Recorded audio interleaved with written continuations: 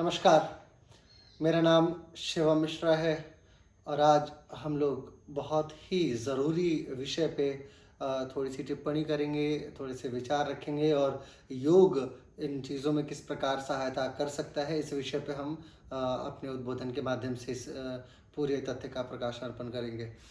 मैं आज आप सभी के सामने म्यूकरमाइकोसिस शब्द के विषय में थोड़ी सी टिप्पणी करूंगा और बताऊंगा कि आखिर ये म्यूकरमाइकोसिस क्या है, क्या इसका नाम ब्लैक फंगस होना चाहिए या वाइट फंगस क्या है या फंगस ही क्या है, और ये कोशिकाओं के लिए किस प्रकार हानिकारक है, हमारे शरीर के लिए किस प्रकार हानिकारक है, कितने प्रकार का होता है और क्या क्या चीज़ें हैं जिसमें योग इसके सहायतार्थ क्या काम कर सकता है या कुछ नेचुरल पद्धतियाँ जो हैं वो किस प्रकार सहायता कर सकती हैं। तो सबसे पहले म्यूकरमाइकोसिस को जानते हैं। ये जान लीजिए कि प्रकृति में कुछ प्रकार के पदार्थों का विनिमयन किया गया प्रकृति के द्वारा, जिसमें एक कोशिकीय जीव होते हैं और बहुकोशिकीय जीव होते हैं, यानी यूनिसेलुलर और मल्टीसेलुलर जीव होते हैं। मनुष्य जो है वो कई सारी कोशिकाओं का समूह है जिसमें टिश्यूज वगैरह आते हैं और हम लोग फिर अलग एक मल्टी सेलुलर ऑर्गन्स में आते हैं।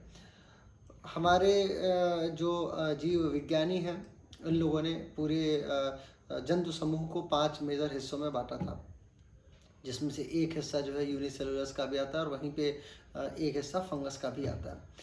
फंगस की खासियत ये होती है कि ये प्रकृति में ही इनका जन्म है और ये सूरज के प्रकाश से अपना भोजन नहीं बनाती हैं। माने ये दूसरे के ऊपर अपने एंजाइम्स का स्रावन करा के और अपने भोज्य पदार्थों का विनिमयन करा पाती हैं। यानी फंगस एक ऐसा, इसको वायरस कहना बिल्कुल भूल होगी, बैक्टीरिया के तरीके से मानना बिल्कुल भूल होगी। ये आप मान लीजिए, जो लोग जीव विज्ञान से नहीं संबंधित है, अगर ऑर्डिनरी मैन की लैंग्वेज में बताई जाए ये बात, तो आप बिल्कुल ये मान के चलिए कि एक है बैक्टीरिया जिसका अलग लक्षण है, जिसमें बैक्टीरियल इन्फेक्शंस आते हैं, उसकी कई सारी बीमारियां आपने देखी होगी। दूसरा है आपका वायरल या वायरस में कई सारी बीमारियां होती है, जिसमें HIV मैंने आपको बताया था, अभी कोविड वायरस चली रहा है, और ऐसे सार्स वायरस, बहुत सारे वायरस होते हैं। इस ऐसे ही फंगस होता है, प्रोटोजोआ होता है, अलग अलग कई सारे जीव हैं।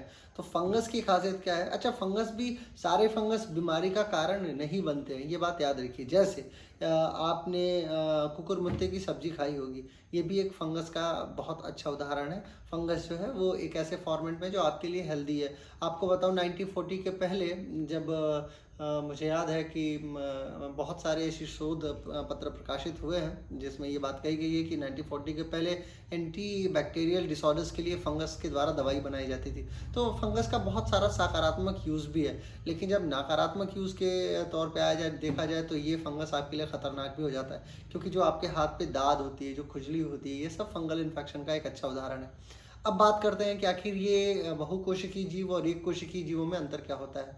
बहुकोशिकीय जीवों के अंदर बहुत सारी कोशिकाएं होती हैं, और जो यूकैरियोटिक यानी प्रोकैरियोटिक और यूकैरियोटिक जो सेल्स होती हैं, तो जिसमें एक कोशिकीय जो सेल्स है, उसके अंदर एक खासियत ये होती है कि वो अपने अंदर सिर्फ न्यूक्लियस और सेल मेम्ब्रेन के आधार पे सारा कार्यक्रम निभा रहा होता है। ना ही इसके अंदर माइटोकॉन्ड्रिया, ना ही इसके अंदर गोल्गी अपैरेटस, ना ही इसके अंदर एंडोप्लाज्मिक रेटिकुलम, ना ही क्या कहते हैं साइटोप्लाज्म, न्यूक्लियोप्लाज्म, ये सब बहुत रेयरिस्ट है, मतलब नहीं ही पाया जाता है वैज्ञानिकों की टिप्पणी के अनुसार।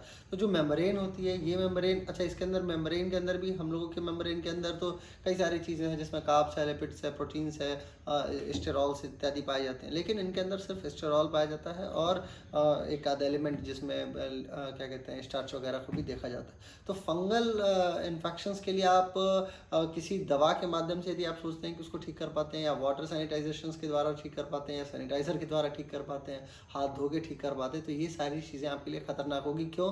क्योंकि फंगल इन्फेक्शन मेजर डमिस वाले कंडीशन में ज़्यादा इवोक कर पाता है खुद को।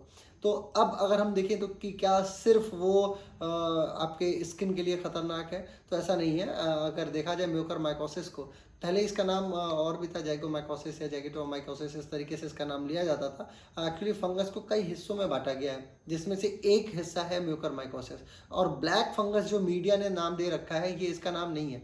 म्यूकरमाइकोसिस जो है वो बिल्कुल एक नॉर्मल फंगस है, नॉर्मल इन द सेंस कि वो ब्लैक फंगस नहीं है। वाइट फंगस के सेक्शन में हम इसको डाल सकते हैं। ब्लैक फंगस का एक अलग हिसाब किताब है, वो एक अलग चीज़ है। तो आप बिल्कुल ये मीडिया के दिए हुए तथाकथित नाम से दूर रहें। बस आप ये जानिए कि म्यूकरमाइकोसिस होता है, और भी कई सारे फंगस के एग्जाम्पल्स हैं। अब बात ये आती है कि ये फैलता कैसे, जो आपका ऑर्डिनरी क्वेश्चन होगा। इसके फैलने के लिए सर्वाधिक ज़रूरी जो चीज़ है वो है आपके सांस से इसका अंदर जाना। यदि ये सांस से अंदर जाए तो 5 प्रकार के इन्फेक्शंस को क्रिएट कर सकता है। सबसे पहला है रिनोसेरेब्रल, यानी आपके मस्तिष्क से संबंधित है। आपको पता है कि नाक के पीछे जो बोन होती है वुमर, इसके पीछे इधर से होते हुए आपके साइनस से होते हुए मस्तिष्क में इसका प्रवेश संभावित है, और ये संभावित प्रवेश आपके सेरेब्रल एपिलेप्सी के ऊपर बड़ा खतरनाक इम्पैक्ट डालता है, और वो वहाँ पे जाने के बाद संभवतः रोगी को बचा पाना भी मुश्किल है, क्योंकि वो फिर न्यूरो का केस हो जाता है और वो डिफ़िकल्ट हो जाता है कि आप मस्तिष्क में जाएं और मस्तिष्क को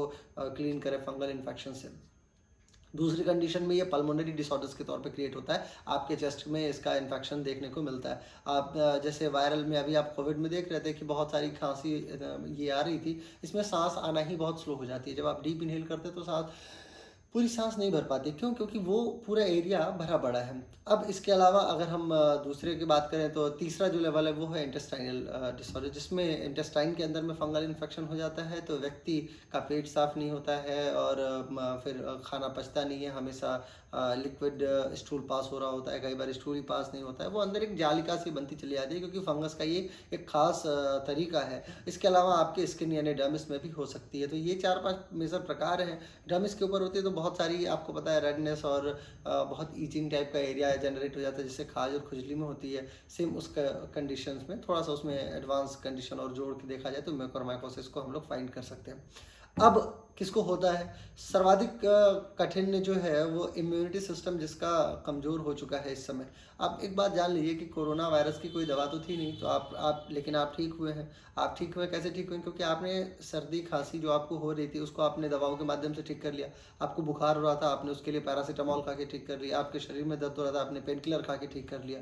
लेकिन कोविड के लिए आपकी बॉडी खुद ही फाइट की, तो उस फाइटिंग में इसका पूरे शरीर का इम्यून सिस्टम कमज़ोर हो चुका है। अब यदि इम्यून सिस्टम कमज़ोर हो चुका है तो एज ऑब्वियस सी बात है कि आपको अपने इम्यूनिटी सिस्टम को वापस से उसी शून्य अवस्था में लेके जाने के लिए या हाई लेवल तक लेके जाने के लिए बहुत मेहनत करनी पड़ेगी, आपकी डाइटरी के माध्यम से, आपके रेगुलर एक्सरसाइजेस के माध्यम से। लेकिन म्यूकोरमाइकोसिस जो है ऐसे लोगों पे बहुत अडेप्ट कर पाता है। क्यों? क्योंकि इन लोगों की इम्यूनिटी सिस्टम में उतनी पावर नहीं रह जाती कि छोटी से छोटी चीज़ों के अगेंस्ट में काम कर सकें।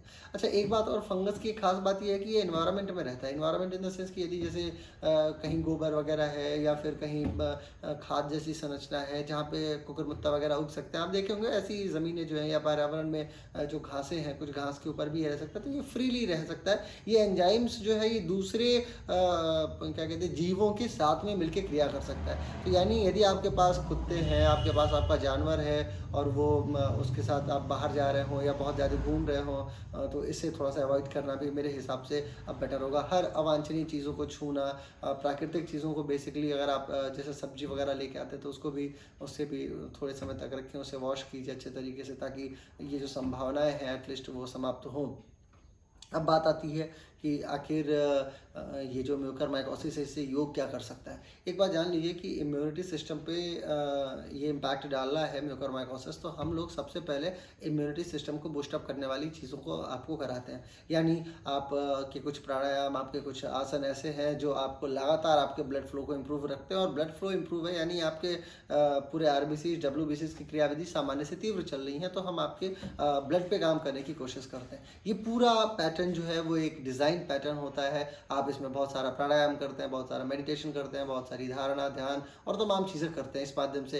लेकिन इन सब में ज़रूरी जो है वो है आपका आहार विनिमयन भी। देखिए, प्राकृतिक चिकित्सा जो है उसमें मिट्टी चिकित्सा दी जाती है, लेकिन अभी फ़िलहाल ही मिट्टी ही आपके लिए ख़तरनाक साबित हो सकती है, तो ऐसे में हमें थोड़ा सा अवॉइड करना चाहिए मिट्टी चिकित्सा को। लेकिन इसमें भाप की जो चिकित्सा बताई गई नेचुरोपैथी में, ये बहुत अच्छी है। अगर आपको थोड़ा भी लग रहा है कि रेडनेस आई के पास में रेडनेस आ रही है, इस साइड में रेडनेस आ रही है, तो आप तुरंत सबसे पहले तो देखिए योग, उसके जब आपको हो जाएगा उस समय तो हमें हमारे हाथ बंधे हुए हैं, क्योंकि हम चूँकि ये महामारी घोषित हो चुकी है उत्तर प्रदेश में भी और साथ में भारत में भी, तो ऐसी अवस्था में हम आपको टैकल नहीं कर सकते। लेकिन इसके बावजूद भी आप तुरंत गवर्नमेंट को इन्फॉर्म कीजिए, गवर्नमेंट हॉस्पिटल्स को इन्फॉर्म कीजिए और वहाँ पे जाइए। लेकिन अगर आप योग करते रहते हैं तो आपको इस कंडीशन तक आपके शरीर ले जाने से बचाने की पूरी चेष्टा करती है। तो ये ओवरऑल एक जो डिस्क्रिप्शन मैंने पढ़ा 2-3 शोध पत्रों के आधार पे, 2-3 किताबों के आधार पे, वो मैंने आपके साथ में शेयर किया। कहने को तो और भी बहुत सारी साइंटिफिक बातें हैं जो मैं बता सकता हूँ, लेकिन इसके बावजूद आपके समझ की जो चीज़ें हैं वो सिर्फ इतनी है कि आपको म्यूकोरमाइकोसिस से बचाव रखना है, वो भी स्पेशली तब जब आप कोविड पेशेंट रह चुके हों, या आपको डायबिटीज़ मेलिटियस है, या इस तरीके की जो डिजीज़ हैं जो कि आपको क्रॉनिक और एक्यूट डिजीज़ की श्रेणी में लाके डाल रहा है, और जहाँ पे इम्यूनिटी की बहुत आवश्यकता हो आपके शरीर को, ऐसे रोगों के यदि आप शिकार रहे हैं तो अपने आप का बचाव करना ज़्यादा बेटर है। किसी चीज़ को छूने से बचें, प्रकृति में बहुत ज़्यादा नंगे पैर या नंगे हाथ विचरण करने से बचिए। कोशिश कीजिए कि आप अपने डेली आहार विहार के विनिमय को भी ठीक रखें। 2 दिन पहले की सब्जी हो, हरी सब्जी या जो भी सब्जी हो, तो 2 दिन 3 दिन की बाद की खाएं। दालें आपके लिए बहुत अच्छी हैं, और सूखे फल आपके लिए बहुत अच्छे हैं। तो ये पूरा प्रक्रम आपको इससे लड़ने की योग्यता प्रदान करता है। तो ये मेरी समझ है। बहुत बहुत आभार। नमस्कार।